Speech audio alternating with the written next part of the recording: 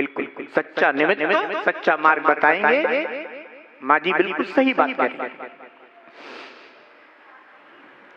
तो ये ध्यान रखना कि जिस जीव ने वस्त्र के स्वरूप को और मलिनता के स्वरूप को जान लिया है, मान लिया है, अब वह मलिनता को दूर करने के लिए डिटर्जेंट का उपयोग करता है। अगर आपने भेद विज्ञान किया है, आत्मा और शरीर एवं कर्म, नो कर्म, द्रव्य कर्म, भाव कर्म आदि सब को जान करके अपने आत्मा को अपने शुद्ध ज्ञान दर्शन स्वभाव से जानकर पृथक स्वीकार किया है और मलिनता को मलिनता के रूप से आपने पृथक जान लिया है, तो अभी हमने केवल श्रद्धान ज्ञान किया है, अभी कुछ भी दूर नहीं हुआ। करेगा वो जो करा है तो करेगा, और नहीं करेगा तो मूर्ख कहलाएगा। कि जो इतना समझ करके भी ना करे तो उससे बड़ा मूर्ख और कौन हो सकता है। अभी तक तो जानता नहीं था इसलिए अज्ञानी बना हुआ था, पर अब तो उसने जान लिया है दोनों के भेद को, तो अब तो वह पृथक करेगा ही करेगा, तभी उसने जाना है। ध्यान रखना, जीवन में 28 मूलगुण रूप महाव्रतों की या श्रावक के मूलगुण रूप व्रतों की या प्रतिमाओं की कितनी आवश्यकता है, यह जैनेन्द्र देव ने अपनी वाणी में बताई कि आत्मशुद्धि के लिए अब इनको धारण करना जरूरी है। कितना निर्णय करते हो अपने लौकिक कार्यों में। कह रही अभी जो है ना, देखो तो वस्त्र मलिन पड़ा हुआ है, अभी तक तुम जो है ना वो लेकर के नहीं आए, चलो लाओ इसको ऐसा करो। यही उपदेश निर्ग्रंथ मुनिराज आपको देते हैं कि आपने अपने शरीर और आत्मा के भेद विज्ञान को प्राप्त कर लिया है, फिर भी अभी तक मलिन वस्त्र पड़ा हुआ है, फिर भी आत्मा अभी तक मलिन पड़ी हुई है। अरे इसका उपाय करो, अरे इसके लिए आप नियम संयम प्रतिमा आदि को धारण करो, जिससे कि तुम्हारा आत्मा शुद्धता को प्राप्त हो।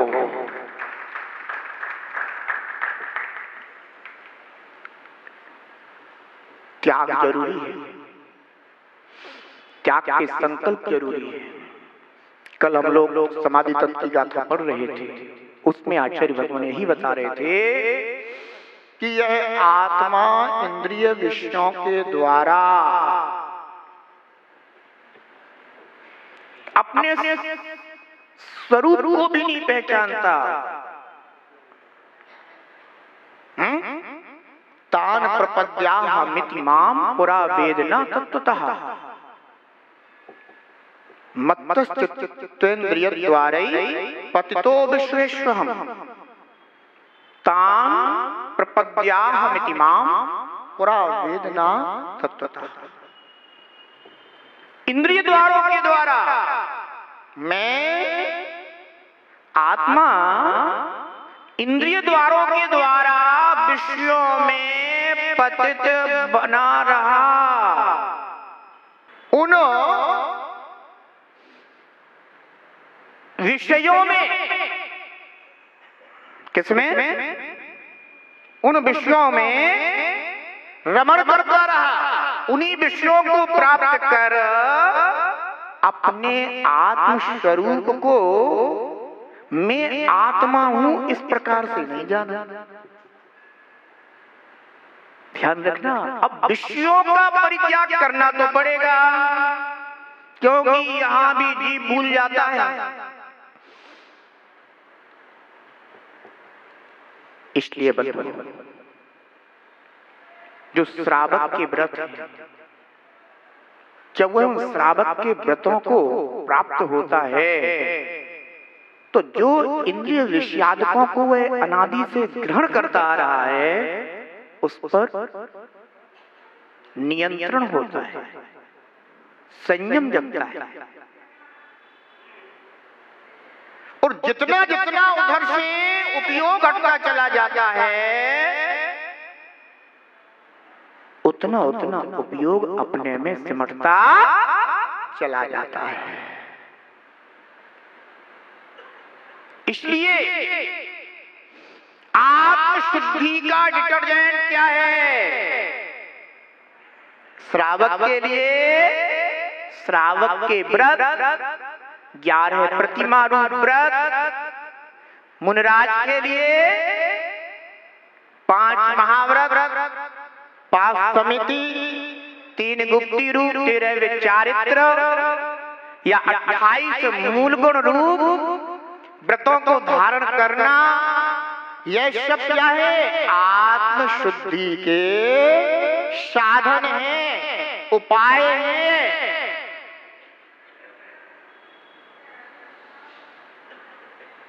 यद्यपि इन उपायों का आत्मा के साथ कोई तादात्म्य नहीं है, संयोग है। इसीलिए एक निर्ग्रंथ मुनि व्यवहार से जिन व्रतादिकों को अपना कहता है, निश्चय से उन व्रतादिकों को अपनी आत्मा का नहीं मानता। जानता है कि मैं ज्ञान दर्शन स्वभावी आत्मा इनसे भिन्न हूं, पर इनके उपाय बिना भी, इन निमित्तों को स्वीकार किए बिना भी मैं आत्मा अपने शुद्ध स्वभाव को प्रकट नहीं कर सकता। ये साधन हमें उतना ही जरूरी है जितना वस्त्र शुद्धि के लिए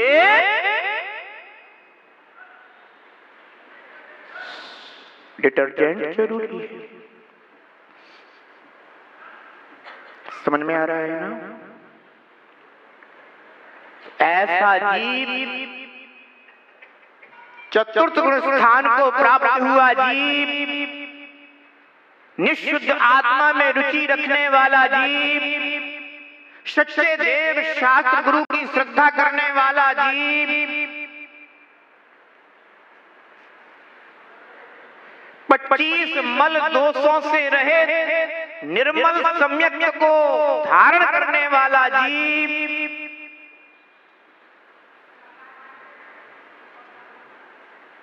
मद्य मांस मधु शब्द व्यसन आदि का दूर से ही तिरस्कार करने वाला जीव,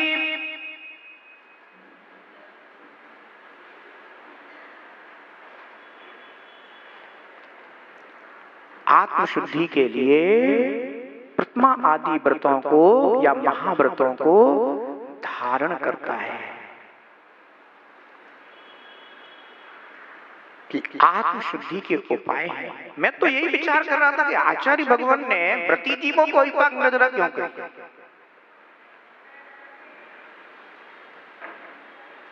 इसलिए कही कि अब इनसे मलिनता दूर होगी। अभी तक तो केवल जाना गया है, माना गया है, पर अब मलिनता दूर किससे होगी? इन साधनों को प्राप्त करने से।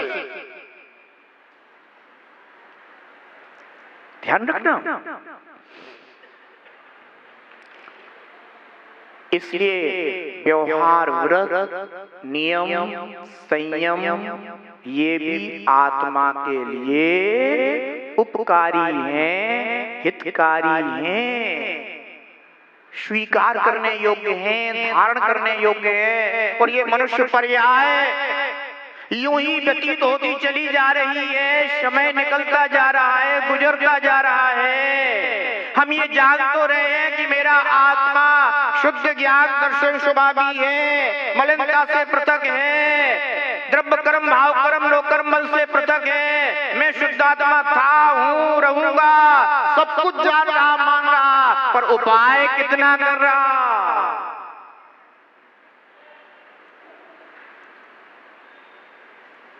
ध्यान रखो, वस्त्र को धोने के लिए रोज उपाय करते हो, कभी वस्त्र घर में, क्योंकि रोज मलिनता को प्राप्त हो रहा है वस्त्र, और घर में रखा हुआ वस्त्र कभी ये कहते हो कि इसकी काल लब्धि आएगी तो फिर इसके लिए धोबी आएगा, फिर इसके लिए डिटर्जेंट आएगा, फिर इसके लिए शुद्धता प्राप्त होगी। उसके लिए नहीं कहते हो, उसके लिए तो धोबी लेट भी हो गया ना। क्यों जी? आज सुबह क्यों नहीं आए थे? कि देख रहे हो 3 बज गए हैं, अभी तक कपड़े पड़े हुए हैं। अरे भाई, जब काल लब्धि आई तभी तो आया, इसमें गड़बड़ क्या हो गया? उस बेचारे का दोष क्या है? उसको डांटना गलत, उसको कहना गलत, पर कहते हो बिना डांटे नहीं रहते, क्योंकि उपाय जोड़ा जाता है। कुछ उपाय ऐसे होते हैं जो समय पर उपलब्ध होते हैं, और कुछ उपाय ऐसे होते हैं कि जिनको बुद्धि के द्वारा प्रयास करके, पुरुषार्थ करके जोड़ा जाता है।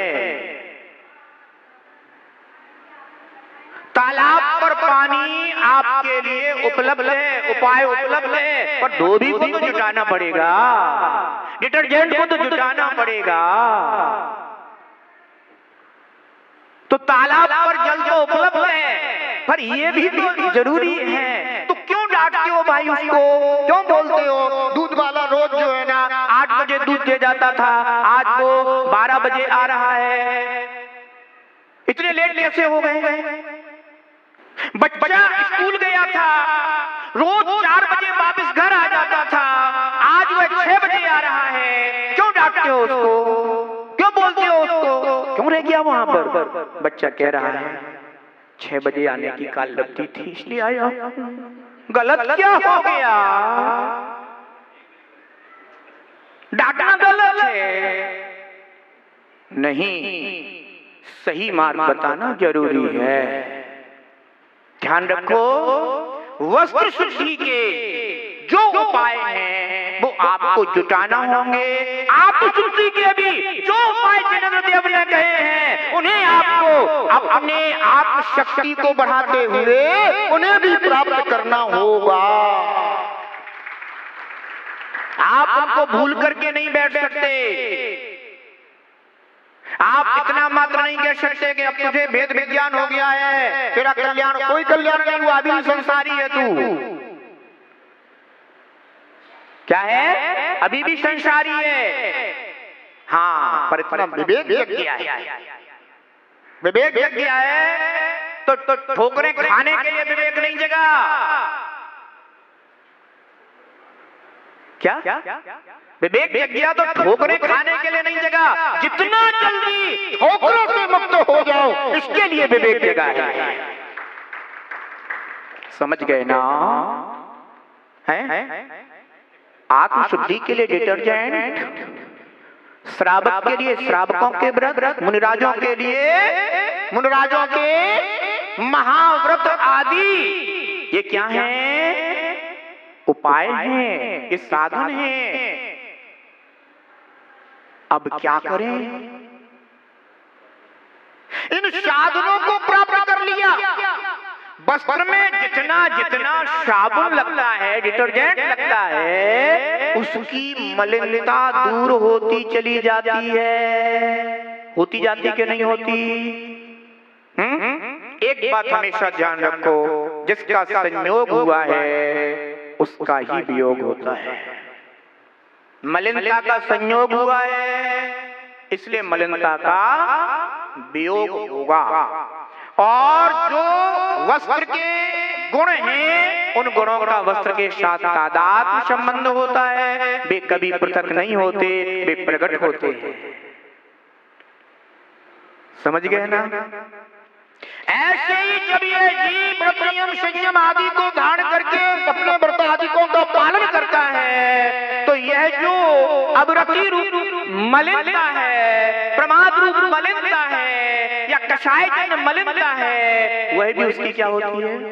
हटती है, विशुद्धि जगती जाती है, अशुद्धि हटती जाती है। समझ गए ना? समझ गए? पर अभी और समझने की जरूरत है। अभी और समझने की जरूरत है। क्यों? ध्यान रखो, शरभक्त देव की वाणी जैसी है, जिस क्रम से है, वह उसी क्रम से स्वीकार करने योग्य है।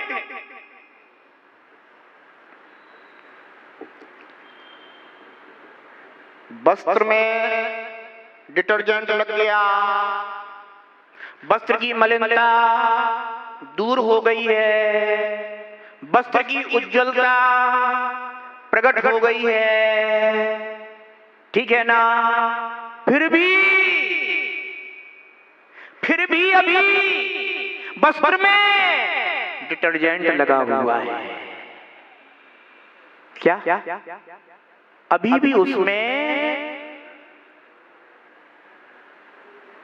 सर्फ एक्सेल लगा हुआ है।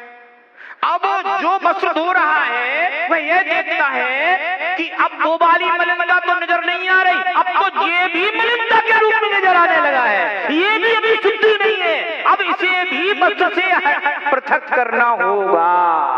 समझ में आ रहा है ना? समझ में आ रहा है? अब किसको अलग करना है? कि जिसको मलिनता दूर करने के लिए प्रयोग किया था, अब उस प्रयोग को भी वस्त्र से पृथक करना है। अब उस प्रयोग को, डिटर्जेंट को वस्त्र से दूर करने के लिए अब आप किसी दूसरे डिटर्जेंट का प्रयोग नहीं करते, अब तो आप केवल वस्त्र की उज्जवलता को ही देखते जाते हैं, यानी उसी का आश्रय करते जाते हैं और उसको दूर करते चले जाते हैं। देखते जाते हैं कि और चिकनाई तो नहीं रह गई वस्त्र में, और चिकनाई तो नहीं रह गई वस्त्र में। यानी अब जीव के लिए जो उसने अभी शुभोपयोग के साधन स्वीकार किए थे, अब वह जीव अपने आत्मा के आश्रय से होने वाले शुद्धोपयोग को स्वीकार करके शुभोपयोग की वह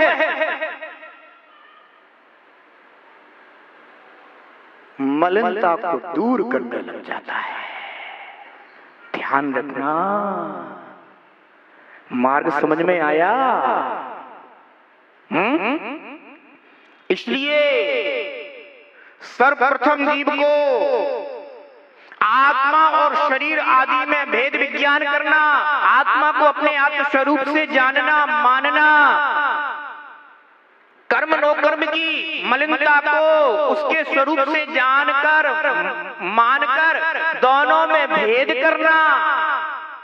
भेद करने के बाद अब वस्त्र की शुद्धता के लिए, यानी आत्मा की शुद्धता के लिए डिटर्जेंट यानी व्रत आदि, नियम आदि, संयम आदि, मूलगुण आदि, इनको धारण करना, पालन करना और इनके माध्यम से जो अवृत्ति आदि रूप मलिनता है उसको दूर करना।